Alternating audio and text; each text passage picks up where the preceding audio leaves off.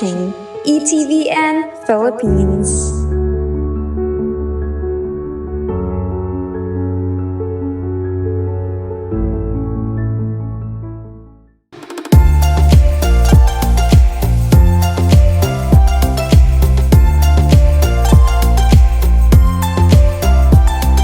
Sacramental, kinukonsecrate mo ang buhay mo sa tao Sa ngayon. Panginoon, yes. Pinapabanal mo ang tao, ino-offer mo ang sarili mo. Kumbaga nakakatulong siya in our, para maging holiness tayo as bilang isang Kristiyano. At sabi sa spiritual life natin, nakakatulong din siya. Di ba? Yes, so talagang kailangan makita rin sa atin personally yung kumbaga yung may pagbabago, yung Christian way of life. Balik ko ba naman po yung Our Lady of Perpetual Health? Siguro ito, maikli na lang talaga. So, ito ay isa tatawag natin ng Byzantine icon, Greek style ng pagkakapinta na vine-venerate sa Roma. At mula noong 19th century, kung pagkakamali, ito ay pinopromote ng mga Redemptorists.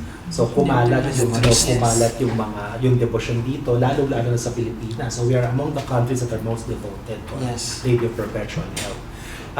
Recently, nagkaroon ng kontrobersya tungkol sa perpetual health kasi may nagsasabi na ang tunay na perpetual health hindi ito ang ating mahal na ina, kundi ang ating Panginoon na Jesucristo. Ang sagot natin dyan, yung pinanggagalingan ng kapangyarihan ng dasal ng ating mahal na ina ay walang iba kundi ang pagkinig sa Kanya ng ating Panginoon. Amen. Kaya, pag si Mama Mary at si Jesus, hindi natin mapaghihiwalay ang kanilang masabihin, ang kanilang kapangyarihan. Hindi mo mapaghihiwalayan. Pag tayo ay dumudulog sa ating mahal na ina sa perpetual health, Our Lady of Perpetual Health, tayo ay lumalapit kay Kristo. Kaya napakaganda ng icon ng perpetual health. Di ba nandun, hawak niya Hawak ang balang Jesus. ang ating infant, Baby our Jesus. beloved Lord Jesus Christ, infant, no? Tapos, tapos nakita mo, ang mahal na yun, nakatingin sa atin. Di ba? Nakatingin sa atin. Actually, may maraming interpretasyon sa icon na yun. Pero isang interpretasyon dyan, para bang, may kita mo kasi doon sa icon, na nakatingin ang ating mahal na Panginoon. Baby pa lang siya doon. Nakatingin siya, doon sa instruments of the passion, na hawak ng dalawang archangels, si Michael at si Gabriel. Pinapakita sa kanya yung instruments of the passion. Ito ay nangangahulugan na dahil nga si Kristo ay Diyos, kahit siya'y sanggol pa lang, siya'y bata pa lang, alam na niya kung ano ang sasabitin niya sa kanyang paglaki. Alam niya ang pagdadaanan niya. No? So, para ba nakikita ng napakabata pa ni Kristo noon, nakikita niya yung pagdadaanan niya, na passion, yung kanyang mapait na pagdurusa para sa atin. Diba? Para sa atin.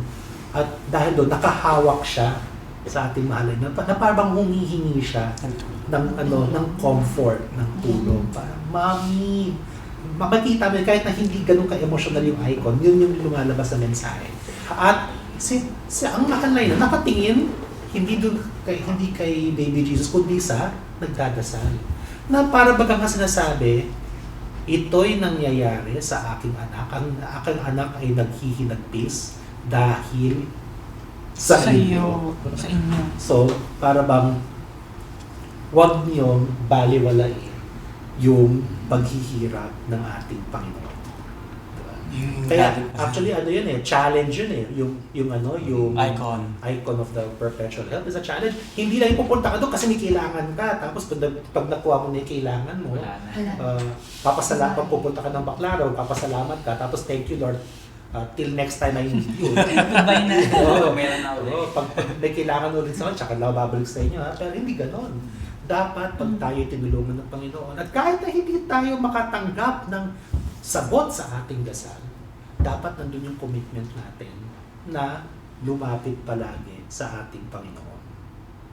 At saka may narinig ako, Kaloy, may narinig ako na yung health dyan sa Our Lady of Perpetual Health, yung health dyan ay si Jesus.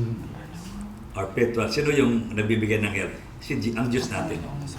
Yung nga po, sila yung magkatuwang po palagi. So ano po yung brother ko, kunyari, as Catholics? Si Father naman tanong. Ay, Father.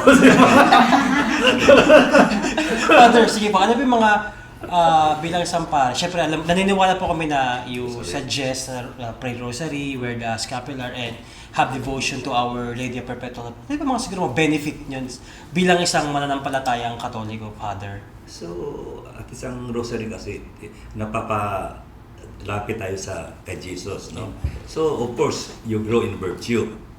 You avoid committing sin dahil you are praying the rosary, no? At saka, isa sa mga magandang binibigay, yung maganda diyan yung sa promises ay Pangako. Oo, yung pangako niya lang, signal graces, gives you signal graces, at saka yung number 15 na hindi ko makalimutan, it is a sign of predestination.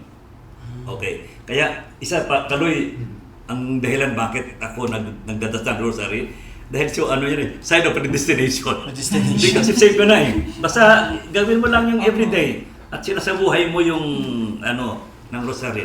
So yun ang very touching sa akin yun It is a sign of predestination. Di ba niya, predestined, you are already assured of your salvation. Yun ang isa sa mga very touching sa akin. Bakit ako ay motivated to pray the rosary? Of course, you want to be holy.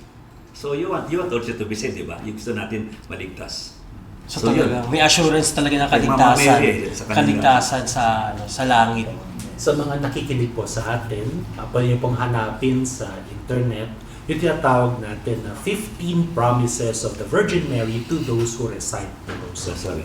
At alam niyo po, ang haba po kasi nito, wala na po tayong panahon upang basahin pa lahat. Pero mahahanap po ninyo yung 15 promises. At sabihin ko na lang dito, no, yung 15th, yung nga nabanggit po ninyo is yung the 15th promise. Devotion of to my rosary is a great sign of predestination.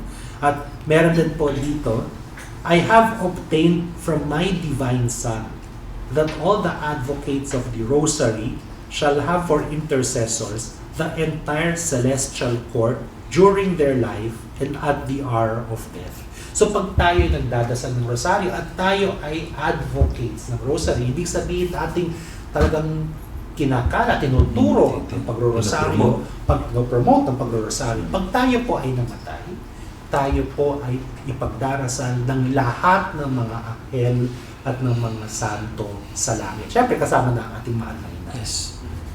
Kaya let us pray the rosary, let us be advocates for the rosary para tayo ay ipagdasal ng mga anghel at ng mga santo pag tayo ay papanaw na. Yeah, yung ganda ng benefit ng Siguro kasama din ang meditation at the same time. Kasi yung iba, nagpe-pray nga ng rosary, pero parang wala na sa loob nila, hindi nila iniisip, parating na lang na ganyan. Hail Mary, full of grace.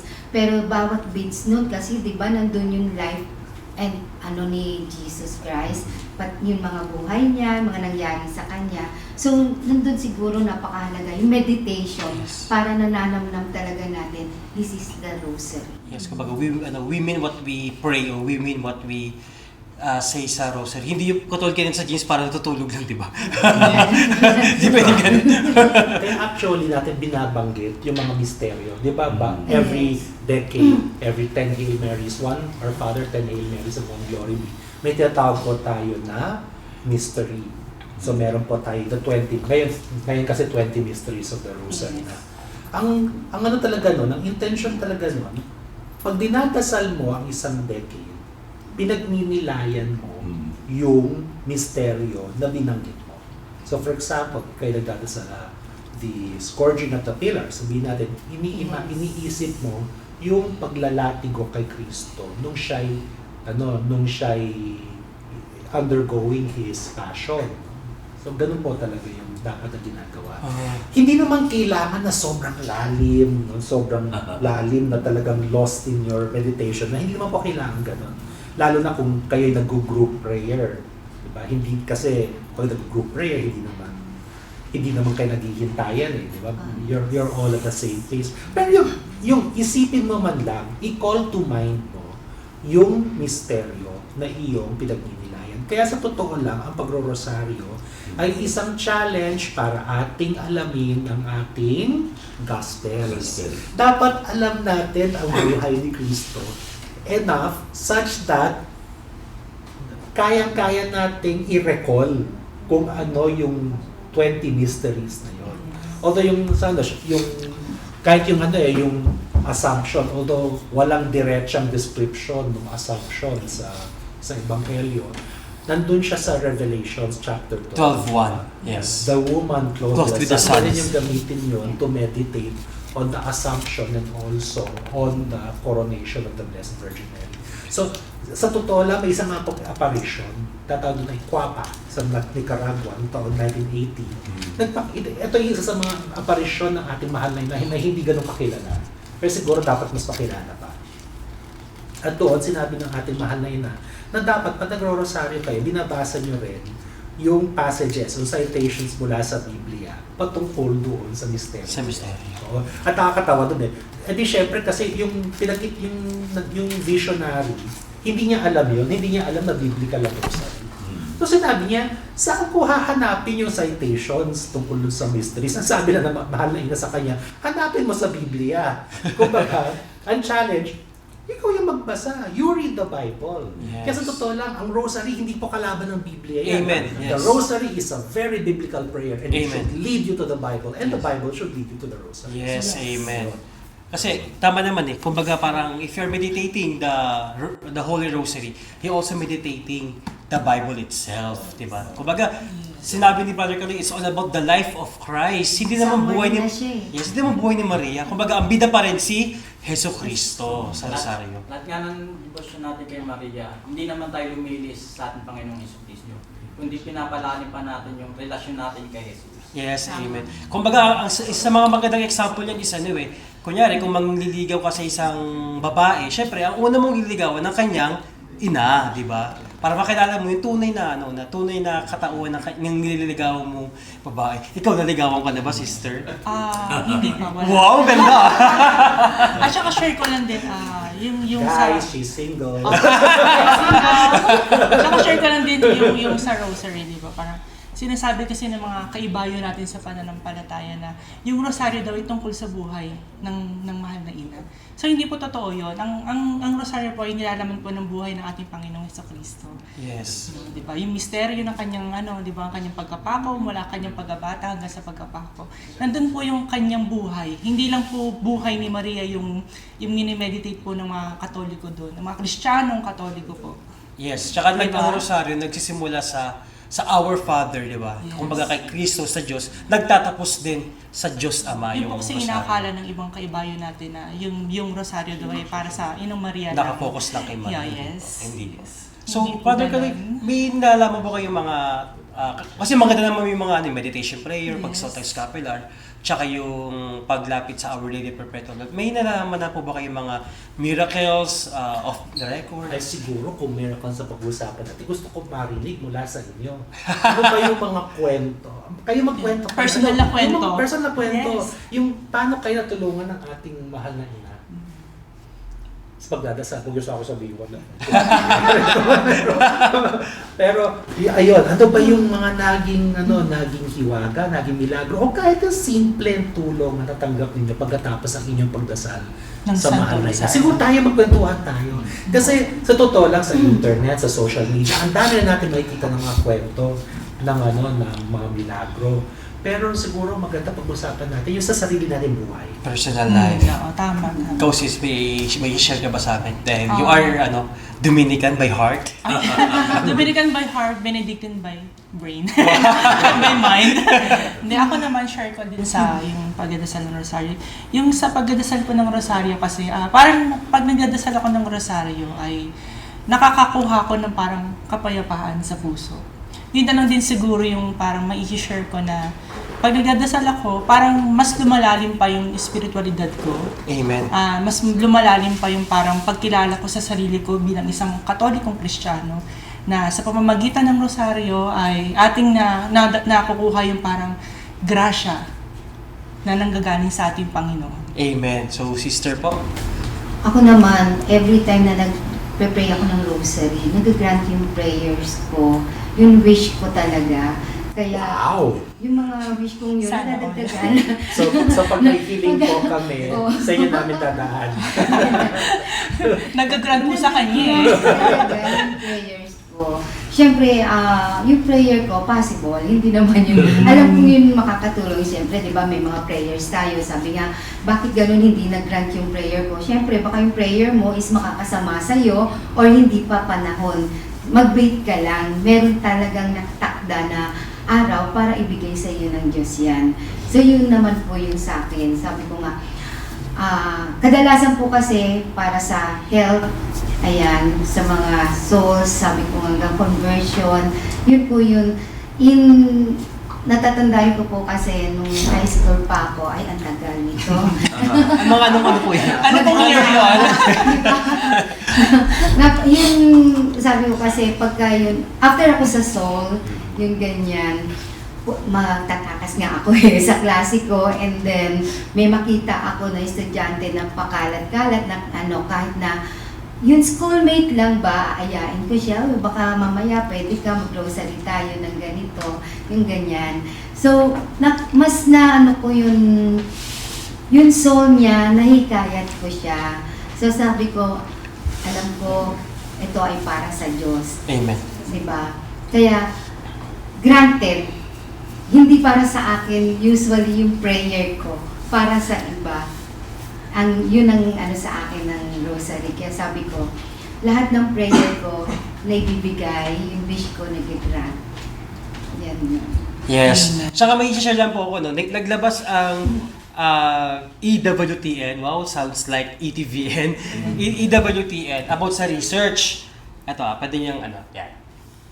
The research shows that praying the rosary correlated positively with reduced depression and increased optimism about the future. The higher levels of rosary prayer correlated with increased empathy. Kumbaga kasi ngayon, sa mundo natin ngayon kasi issue na yung mental health eh. Yeah. So ibig sabihin ang rosary nakakatulong sa mga tao may mental issue. New study reveals the rosary rivals modern medication for the mental health benefit. So talagang iba talaga yung power ng ng rosary, nakakatulong ngayon. Pati medisina umaagree. Yes, Diba? pati mga Pati medisina. pati siyensya. So ibig sabihin Science. hindi po lumalabag ang simbahan sa siyensya. Dahil siguro sa ulit-ulit mo yung Hail Mary. Apo, tsaka yung meditation. So, nagkaroon ka ng focus. Yes po, kumbaga, alam siguro din ni Mama Mary yung mga taong nagdadasal ng rosaryo na may problema sa mental health.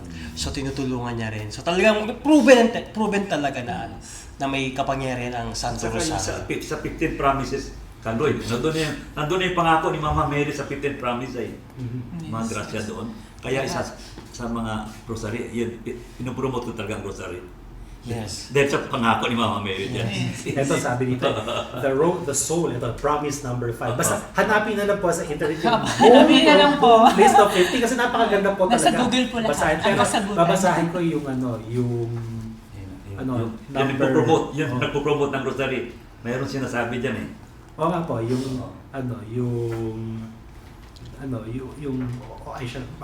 lahat naman dito about the rosary, promotion of the rosary. Pero yung dito po ay, I shall deliver from purgatory those who have been devoted to the rosary.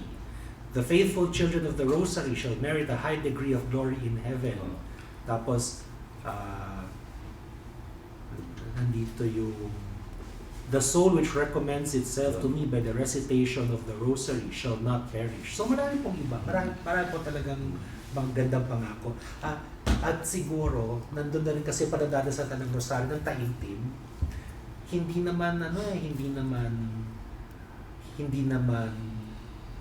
ka naman pababayaan ng ating mahal na Ina. Amen. Kahit na hindi sagutin agad yung dasal mo, at least yung presensya niya, mararamdaman mo. Yes. So, kumbaga, hindi enough yung oras natin ngayon to discuss yung mga miracles, tsaka yung history and yung mga ideas about sa Holy Rosary, Scapular, and then the Our Lady of Perpetual Help. So, parang hindi yata enough yung oras talaga natin, Brother Kaloy. Para bang tayo ay nagbibigay ng patikim sa ating Patikim mga pala. tagapakinig. Ito Ayan. yung pwede ninyong malaman. Kasi ang ating pananampalatayang Katoliko, napakadami po talagang laman. Napakadaming kayamanan.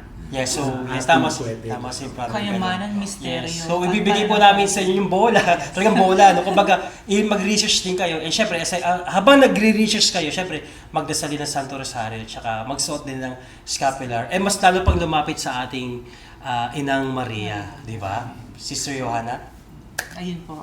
Nagpapasalamat po kami sa mga ating panauhin at sa mga nanood po ng ating segment na ito.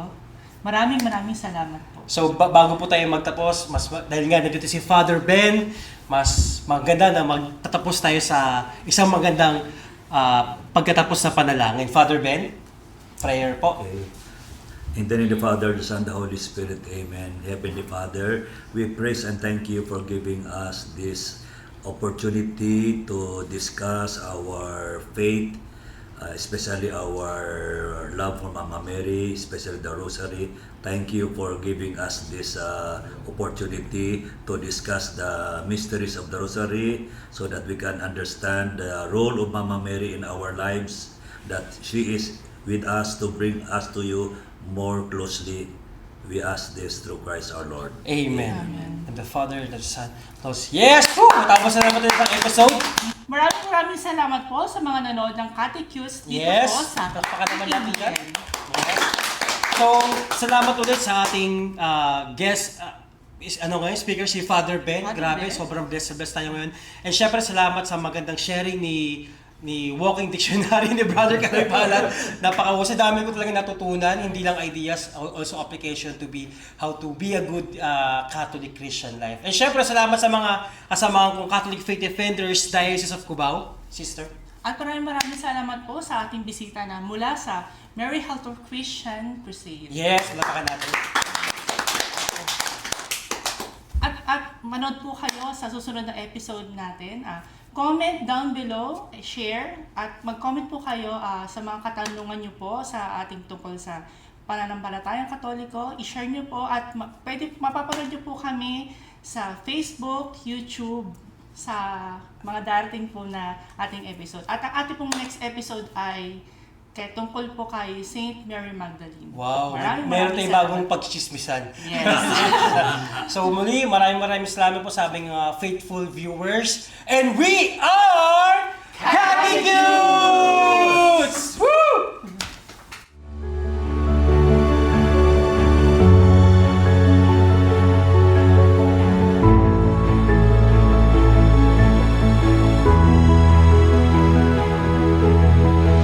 You're watching ETVN Philippines.